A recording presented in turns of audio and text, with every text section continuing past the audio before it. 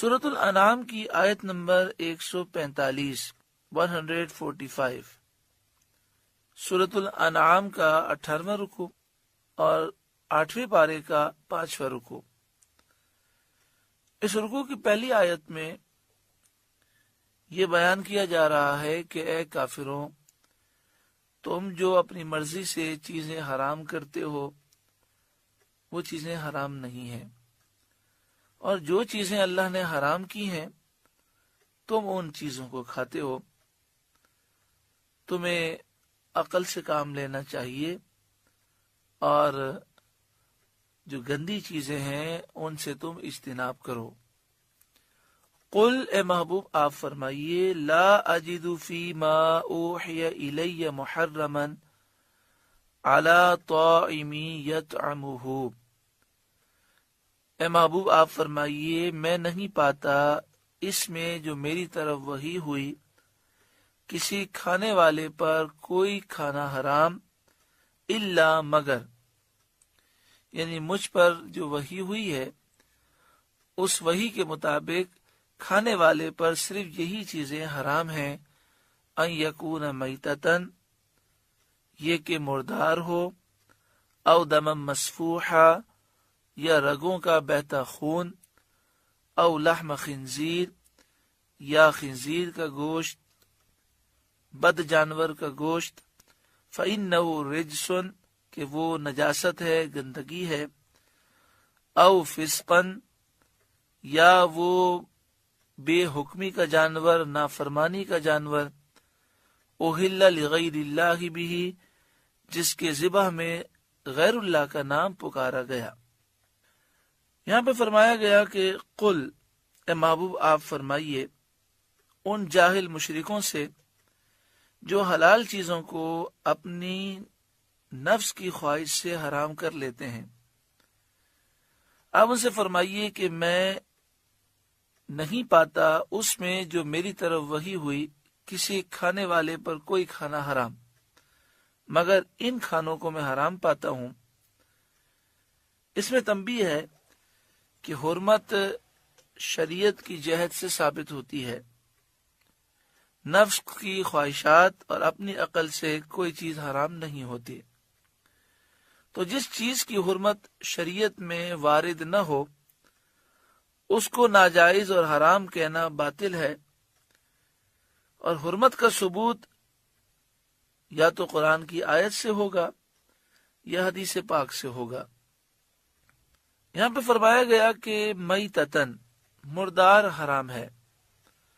مردار سے مراد وہ ہے جو جانور خود بخود مر جائے۔ جس جانور کو بسم اللہ اللہ اکبر پڑھ کر ذبح کیا گیا، ذبح شرعی کیا گیا، وہ حلال ہے، اور جو بغیر ذبح شرعی کے مر جائے وہ مردار ہے۔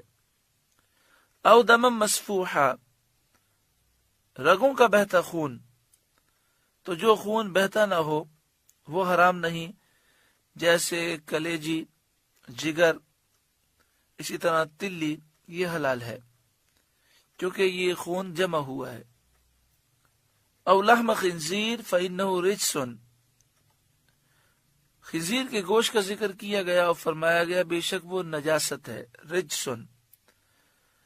اس لفظ رجسن سے معلوم ہوا کہ خنزیر پورے کا پورا ناپاک ہے، اس کے بال، اس کی کھال، اس کا گوشت، اس کی چربی، اس کی ہڈی سب حرام ہے، ناپاک ہے۔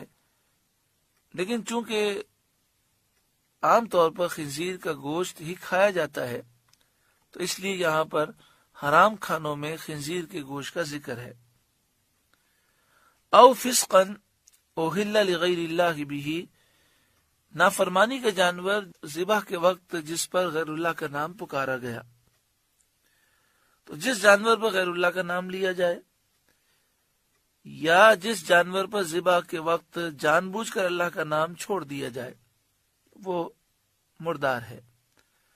فمن اضطر غیر باغ ولا عاد، تو جو ناچار ہو، نہ یوں کہ آپ خواہش کرے، نہ یوں کہ ضرورت سے بڑھے، یعنی ضرورت نے اسے ان چیزوں میں سے کسی کے کھانے پر مجبور کیا، ایسی حالت میں مستر ہو کر اس نے کچھ کھایا تو اس کی پکڑ نہیں ہے۔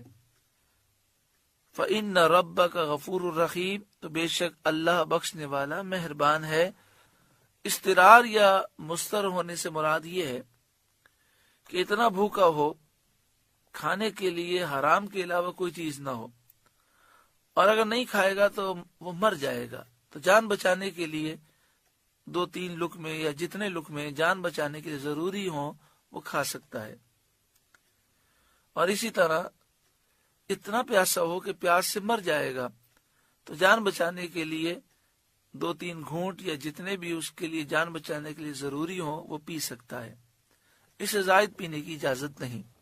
یہاں مراد یہ ہے کہ جتنی چیزیں حرام ہیں، ناجائز ہیں، ناپاک ہیں، اس سے بچنا ہے، لیکن جو شخص مستر ہو اس کے لیے جان بچانے کے لیے ان چیزوں کا استعمال جائز قرار دیا گیا اور اس کا استعمال اس کے لیے ضروری ہے۔